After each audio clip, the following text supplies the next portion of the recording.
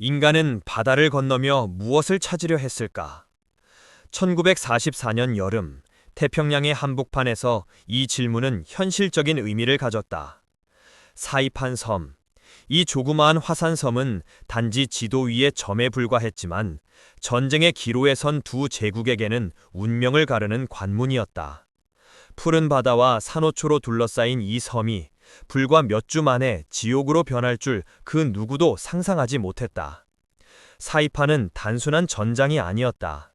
그것은 미국의 본토 공습을 가능하게 하는 하늘의 문, 일본 제국의 신화적 방어선의 붕괴를 알리는 신호였다. 당시 일본은 사이판을 남방의 성벽이라 불렀다. 그들에게 이 섬을 잃는다는 것은 천황의 영토가 직접적으로 적의 폭격에 노출된다는 뜻이었다. 반면 미국에게 사이판은 대륙간 폭격기의 비행거리를 현실로 만드는 발판이었다. 워싱턴과 도쿄의 지도 위에서 한 점의 섬이 제국의 명운을 가르는 축이 된 것이다. 인간은 때때로 전략이라는 이름으로 자연을 재단하고 그 위에 피와 철을 흘린다. 사이판은 바로 그 전략의 재단이었다. 1944년 6월 15일 새벽, 미 해병대는 철저히 계산된 작전 아래 사이판에 상륙했다.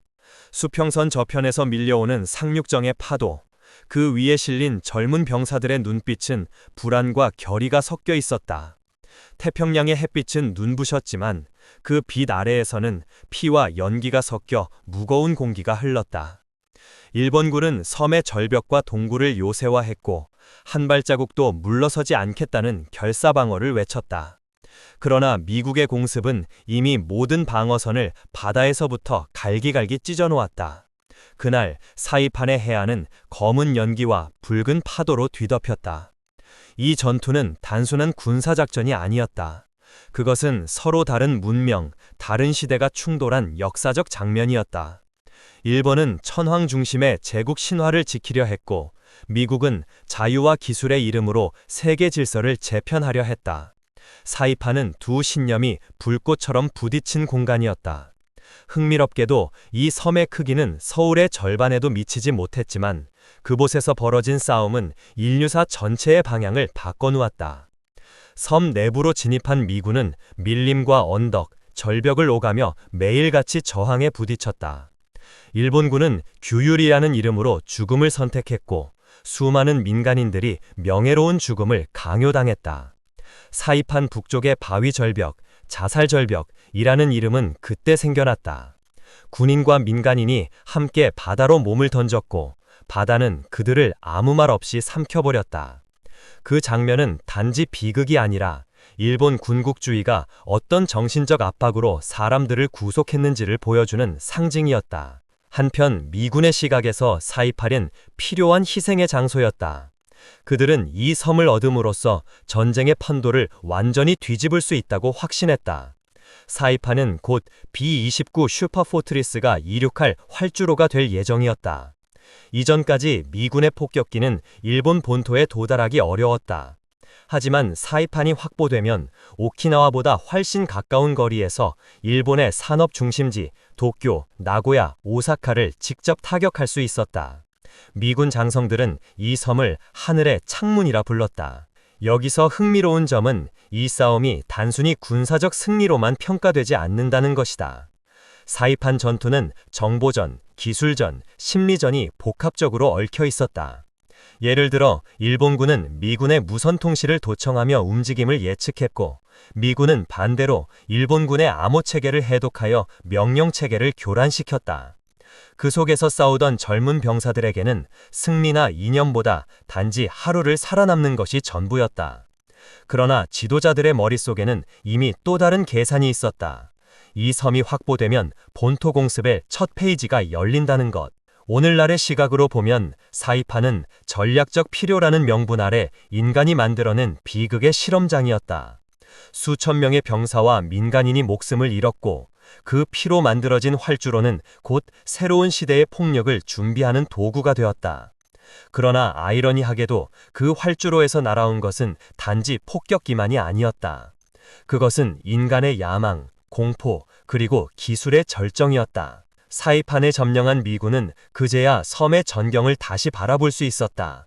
불타버린 숲, 무너진 마을, 산호초 사이로 떠도는 연기 냄새가 바닷바람에 섞여 있었다. 그 순간 누군가는 속삭였다고 한다. 이제 본토가 보인다. 그 말은 단순한 관측이 아니라 전쟁의 새로운 국면이 시작되었음을 알리는 예언이었다. 이렇게 사이판은 태평양 전쟁의 균형을 뒤흔든 분기점이 되었다. 일본 제국의 방어선은 붕괴했고 미국은 하늘에서 일본을 향해 손을 뻗을 준비를 마쳤다. 그러나 아무도 그 다음에 펼쳐질 하늘의 불바다, 그리고 인간의 양심이 마주할 그림자를 상상하지 못했다.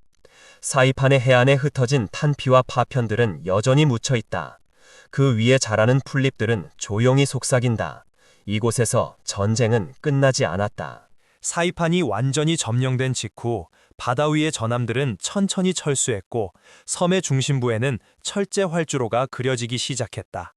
불과 몇 달 전까지만 해도 밀림과 사탕수수밭이 펼쳐졌던 그곳은 이제 거대한 기계들의 울림으로 가득했다. 미군 공병대는 하루도 쉬지 않고 흙을 다지고 콘크리트를 부었다. 그들의 목표는 단 하나였다. 인류가 만든 가장 강력한 폭격기 B-29 슈프 포트리스를 띄우는 것이다. 이 기체는 단순한 무기가 아니었다. 그것은 공학의 신화라 불릴 만큼 인간이 하늘을 지배하기 위해 만들어낸 기술의 결정체였다. B-29의 개발은 전쟁보다 앞서 있었다. 1939년 미국 보잉사는 하늘의 요새라는 개념을 현실로 만들기 위해 수년간의 연구를 진행했다. 그들은 기존의 폭격기가 가진 한계를 뛰어넘고자 했다.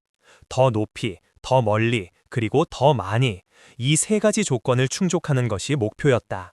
엔진은 압축 터보 차저를 장착해 9,000m 상공에서도 작동할 수 있었고, 내부 기압 조절 장치는 조종사들이 산소 마스크 없이 장시간 비행을 가능하게 했다. 또한 리모컨으로 조종되는 12개의 기관 총포대는 적 전투기의 접근을 원천적으로 차단했다.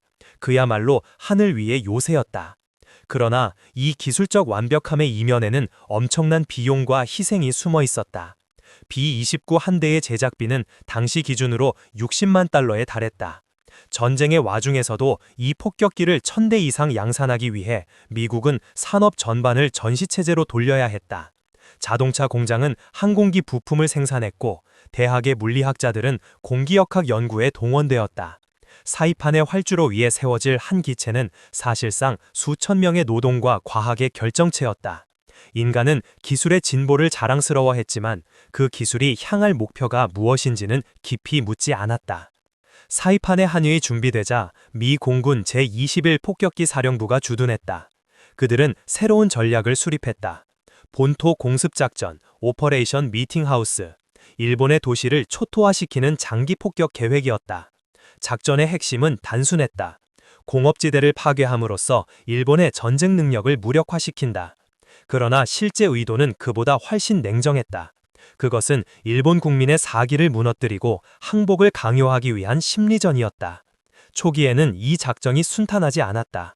1944년 말부터 1945년 초까지의 첫 비행은 악천후와 기류 문제로 실패가 잇따랐다. B-29는 고고도 비행에 유리했지만 상공의 제트 기류가 폭탄의 낙하 궤도를 왜곡시켰다. 목표는 빗나갔고 폭격의 정확도는 예측보다 훨씬 낮았다. 조종사들은 차가운 공기 속에서 얼어붙은 손으로 조종관을 붙잡으며 기뢰는 완벽하지만 하늘은 인간의 뜻을 따르지 않는다고 중얼거렸다. 기술의 야망은 자연의 변덕 앞에서 무력해 보였다. 그럼에도 불구하고 미군은 물러서지 않았다. 워싱턴의 지휘부는 전략을 수정했다. 더 낮게, 더 직접적으로 날자. 폭탄 대신 소위탄을, 목표는 군수공장이 아닌 도심지로 바꾸자는 명령이 내려졌다. 적의 산업은 사람 속에 있다는 명분이었다. 그렇게 1945년 봄, 사이판의 밤하늘은 붉은 빛으로 물들기 시작했다. 활주로 위에서 수십 대의 B-29가 동시에 이륙하는 장면은 마치 철제 용들이 불을 뿜으며 하늘로 오르는 듯했다. 그들의 엔진음은 공기를 진동시켰고 병사들은 그 진동 속에서 자신들이 역사의 거대한 기류 한가운데 서 있음을 느꼈다. 이 시기 사이판은 단순한 군사기지가 아니라 기술 문명의 상징으로 변모했다. 미군은 섬 곳곳에 발전소, 정비창, 통신센터를 세웠다. 하늘을 가득 메운 안테나와 레이더는 신의 눈처럼 일본 본토의 움직임을 포착했다. 그리고 섬의 해변에는 전쟁포로와 현지 주민들이 강제 노역이 동원되었다. 누군가는 전선을, 누군가는 활주로에 돌 하나를 쌓았다. 그들의 손끝에서 만들어진 길 위로 곧 죽음을 품은 거대한 폭격기들이 이륙할 것이었다.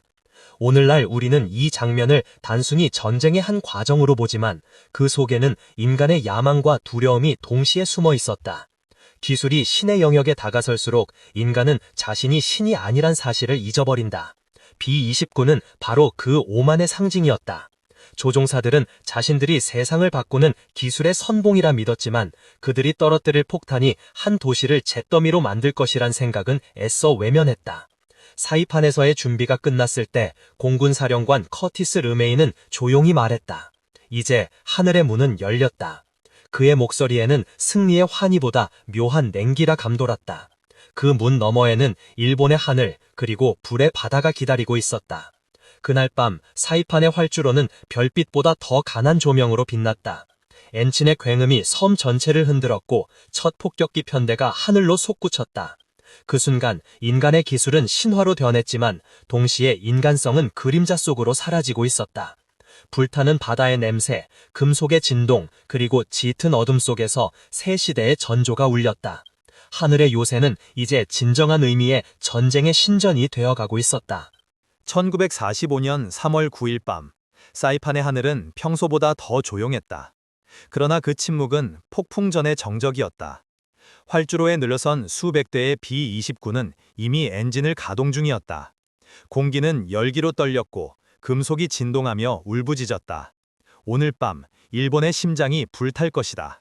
커티스 르메이 장군의 목소리는 냉철하고 단호했다. 작전명 미팅하우스, 오퍼레이션 미팅하우스. 인류 역사상 가장 거대한 공습이 시작되는 순간이었다. 그날 밤 1시 30분, 첫 편대가 사이판을 이륙했다. 그들의 목표는 도쿄 중심부 시타마치 지역이었다. 이곳은 군수공장이 아닌 인구 밀집 주거지역이었다. 르메이는 전쟁의 뇌를 파괴하기 위해서는 단순한 군사시설이 아니라 그 시설을 떠받치는 인반의 의지를 꺾어야 한다고 믿었다. 이 냉정한 논리는 곧 도심 전체를 향한 불벼락으로 구체화되었다. 각 폭격기에는 네이팜이 주성분인 소위탄이 6톤 이상 실렸다. 목표는 단순했다. 도시를 불태워라. 밤하늘은 조용했지만 그 조용함은 곧 붉은 바람으로 찢겼다. 도쿄 상공 2000m에서 떨어진 첫 폭탄들이 지면에 닿자마자 폭발했고 곧이어 불의 경류가 거리를 삼켰다. 목재로 지어진 가옥들은 순식간에 화염에 휩싸였다. 바람은 불길을 먹고 자라났고 불은 바람을 밀어냈다. 이 악순환은 순식간에 화염 토네이도를 만들었다. 공기는 산소를 잃고 사람들은 불타는 열기에 몸이 녹아내렸다. 한 생존자는 나중에 회상했다. 그날 도시는 마치 태양이 땅으로 내려온 것 같았다. 르메이는 이 공습을 효율적이라고 평가했다.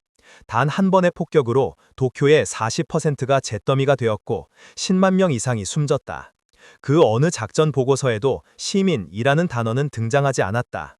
대신 목표 지역 소실률 56%라는 수치만 남았다. 인간의 고통은 통계로 변했고 불길은 문명 위에서 타올랐다. 사이판의 활주로에서 출발한 B-29들은 새벽녘에 돌아왔다. 기체들은 그을음으로 뒤덮여 있었지만 조종사들의 얼굴에는 묘한 공허함만이 남았다. 그들은 임무를 완수했지만 그 임무가 의미하는 것은 설명할 수 없었다. 이 공습은 단순히 일본의 도시를 불태운 사건이 아니었다. 그것은 전쟁의 윤리라는 오래된 질문에 불을 던진 순간이었다. 당시 미국 내부에서도 논쟁이 일어났다. 비무장 시민을 공격하는 것이 과연 정당한가? 일부 장교와 기자들은 이를 공개적으로 비판했다. 그러나 냉전의 전조가 드리우던 시대, 이런 목소리는 곧 사라졌다. 전쟁은 이미 도덕보다 앞서 있었고 기술은 인간의 한계를 초월하려 했다. 이때 일본 본토의 분위기는 절망 그 자체였다. 정부는 국민에게 정신력으로 불길을 이겨내라고 명령했지만 불길은 결코 이성으로 꺼지지 않았다. 사람들은 방공호 대신 강가로, 거리로, 심지어 불타는 집 속으로 뛰어들었다. 아이를 안은 어머니들이 강물 속에서 마지막 숨을 내쉬었고 노인들은 불길을 피해 산으로 올랐다. 그러나 하늘은 피할 수 없었다. B29의 그림자는 어디에나 드리워졌고 그것은 마치 신의 심판처럼 느껴졌다. 사이판의 기지에서는 매일같이 새로운 작전이 이어졌다. 도쿄 다음에는 나고야, 오사카, 고베가 순서였다. 미군의 폭격기들은 시간표처럼 정확하게 일본의 도시들을 향해 날아갔다. 르메이는 작전 일지를 보며 말했다. 도시는 목표일 뿐 감정의 대상이 아니다. 그의 말은 냉정했지만 그 뒤에는 인간의 이성으로 포장된 광기가 숨어 있었다. 이 시기 사이판의 공군 병사들 사이에는 묘한 불안이 퍼졌다. 그들은 자신들의 임무가 단지 적국의 군사력 파괴가 아니라 도시 소멸임을 깨닫기 시작했다. 매일 밤 하늘로 오르는 기체의 불빛은 아름다웠지만 그 아름다움이 곧 누군가의 마지막이었다. 정비병 한 명은 일기에 이렇게 썼다. 우리는 매일 신의 역할을 한다. 하지만 그 신은 자비가 없다. 오늘날 많은 역사학자들은 이 공습을 핵 이전의 핵전쟁이라 부른다. 그것은 원자폭탄보다 먼저 인간이 도시 전체를 불태우는 능력을 보여준 사례였다. 그리고 아이러니하게도 이러한 잔혹함이 결국 히로시마와 나가사키로 향하는 길을 열었다. 사이판에서 출발한 B29의 그림자는 점점 더 검게, 더 깊게 일본 본토를 덮어갔다. 도쿄의 하늘이 다시 어둠을 되찾았을 때 도시는 더 이상 도시가 아니었다.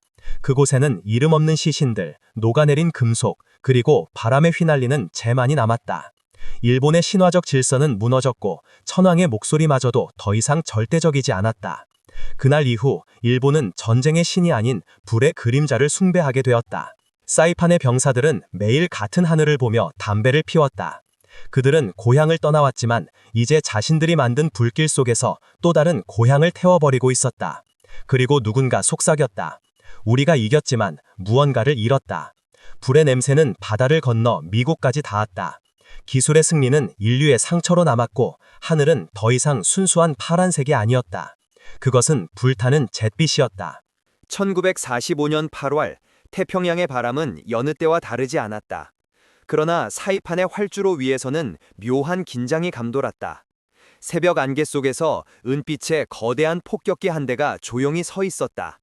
동체에는 에놀라 게이라는 이름이 적혀 있었다. 그 이름은 한 여인의 이름이자 곧 인류사의 경계선을 넘어설 상징이 되었다. 조종사 폴 티베츠 대령은 짧은 기도를 마친 뒤 조용히 헬멧을 썼다. 그의 표정은 단호했지만 어딘가 불안했다. 활주로를 따라 엔진이 포효하자 사이판의 공기는 또다시 금속의 진동으로 뒤틀렸다. 그들이 향한 곳은 히로시마였다. 그날의 임무는 이전의 공습과 달랐다. 폭탄의 형태도 목적도 그리고 결과도 달랐다. 리틀보이라 불린 그 폭탄은 단 하나의 투하로 도시를 사라지게 할 예정이었다. 사이판에서 출발한 이 비행은 단순한 작전이 아니라 인류가 만든 최후의 선택이었다. 8월 6일 오전 8시 15분 히로시마 상공 600m에서 작은 금속 덩어리가 떨어졌고 1초도 되지 않아 태양보다 밝은 빛이 폭발했다. 그 순간 도시의 모든 것이 증발했다. 그림자만 남은 돌계단, 녹아버린 시계, 그리고 말없이 서 있는 인간의 흔적. 그날의 빛은 하늘에서 내린 신의 심판처럼 보였지만 그것은 인간 자신이 만든 신의 흉대였다. 사이판의 관제탑에서는 이 모든 것이 무선보고로 전달되었다. 정적이 흘렀고 누군가가 낮은 목소리로 속삭였다.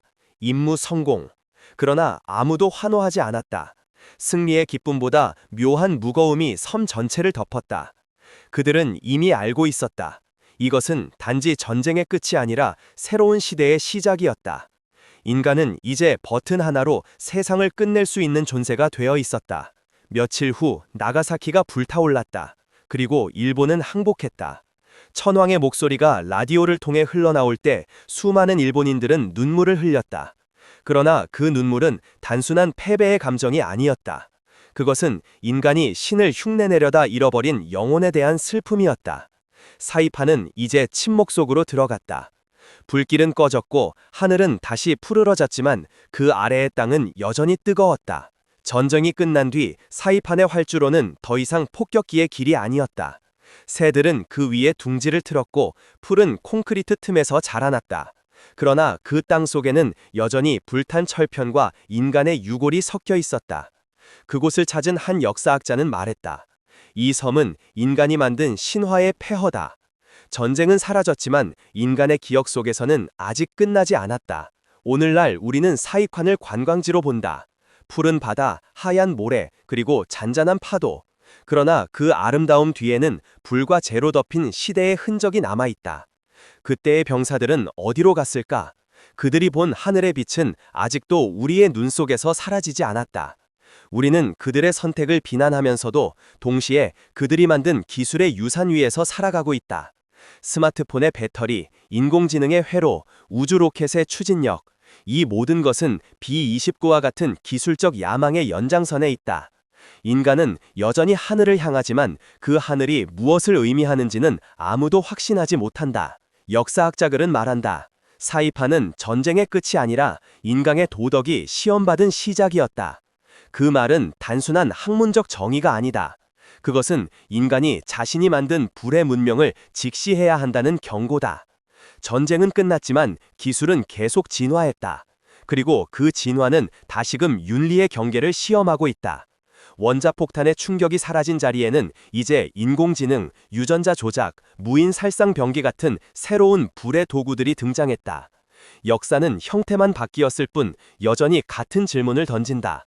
인간은 자신의 창조물을 통제할 수 있는가? 사이판의 하늘 아래 이제는 관광객들이 웃으며 사진을 찍는다.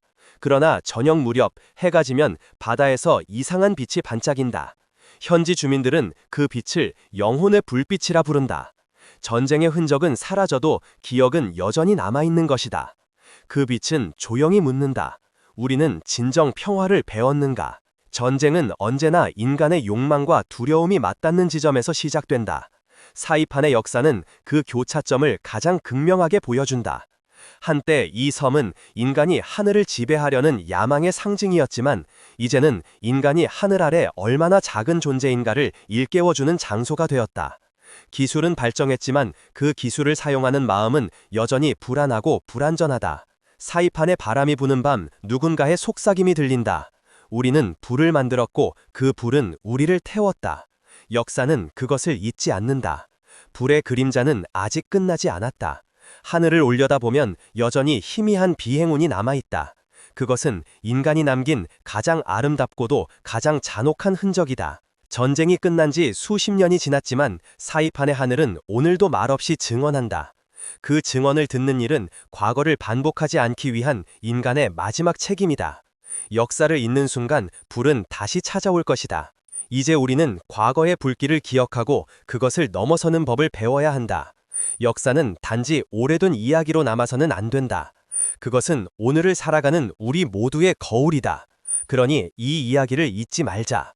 그리고 만약 이 역사의 여정을 함께 느꼈다면 이 채널을 구독하고 계속 함께 걸어가자.